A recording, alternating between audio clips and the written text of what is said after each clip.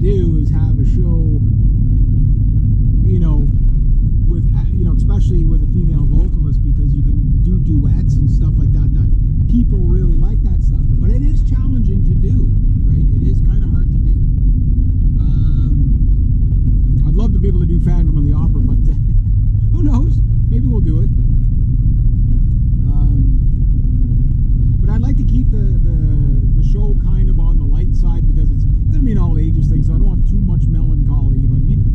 But like I say, if we could do Master of the Hurricane by Visions of Atlantis, I'd be pretty happy with that, or Heroes of the Dawn, that'd be cool, or Melancholy Angel, but that might be a little too dark for for that. But we'll see, because I know she'll probably want to do Hallelujah. That one's a pretty, that's kind of it's an edgy song, it's a nice song.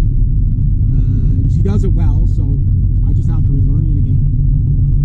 Do I want to play it on the mandolin, or do I want to play it on the acoustic guitar? I think we did both, two versions of it. I guess better get on my side of the road, question mark. Holy jeez. The glare. This is why I don't like driving this car at night. Look at the glare on my windshield.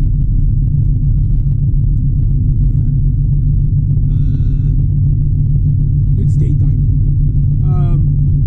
Yeah, so I know there's those songs.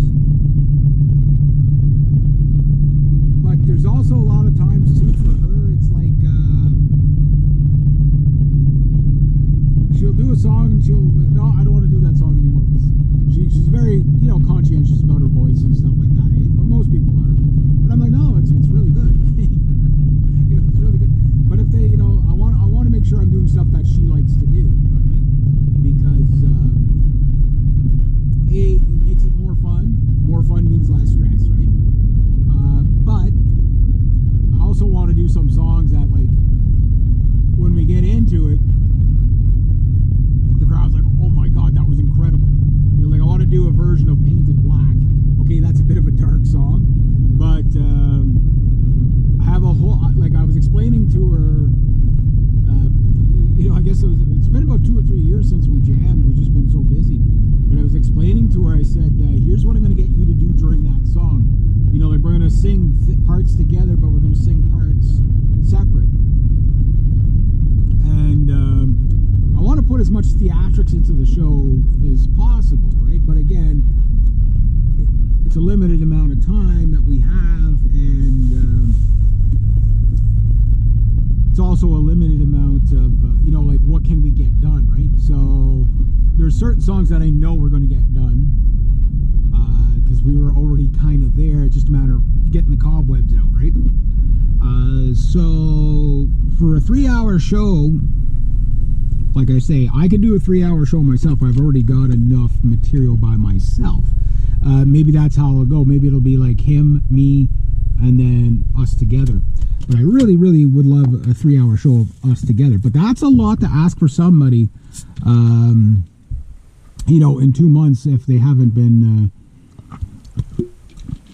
like, I play and sing all the time. I've been, I've got, probably over 1,000 songs that I know just on a whim, right? So it's a lot to ask of somebody who's been out of practice for a little while. So I'd rather get a set list, say, here, try it, see if you can learn this, and this, and then work the rest. And it's like, okay, well, I can't learn all this. Okay, well, here, I'll do the heavy lifting on the vocals for this song, and then that way you don't have to remember as many songs. You just have to remember the chorus line and hoot and holler on it. But what I want to do is the song, I think it's called Ateros, and it's basically Fabian Ernie basically just up there hooting and hollering in ancient Gaulish.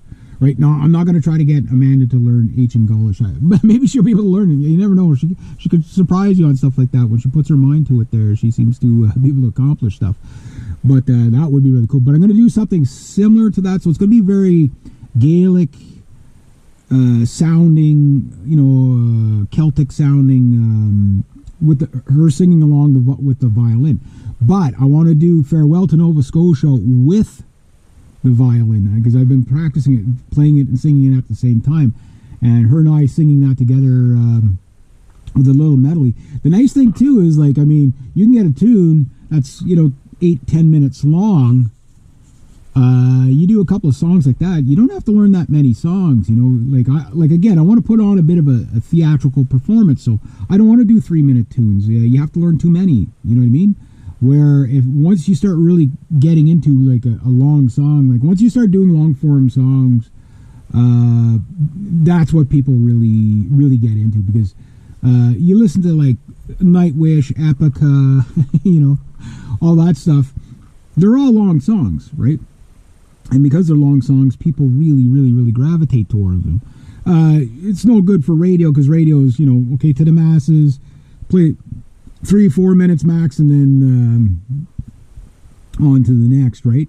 For variety. But when you're talking a performance live, like 3-minute tunes are fine, but really knock out the epic, like Pink Floyd type of length, 6 to 10 minute songs. You know what I mean? They can be really good. Now, songs like Shallow are only like 3 minutes or whatever.